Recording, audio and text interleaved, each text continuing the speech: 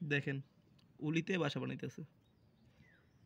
এই যে একটু আগে দেখলাম এই জায়গায় পুরো হয়ে গেছে, দেখছেন বাসা বানায় ফেলাইতেছে, দেখছেন দেখছেন মাটিগুলো আইনে কিভাবে কিভাবে দিতেছে।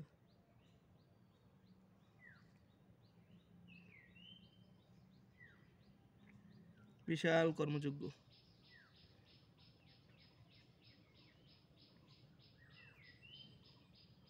দেখছেন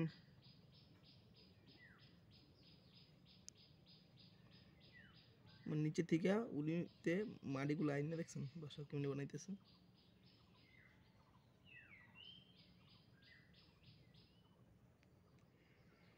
এই জায়গায় অনেকগুলা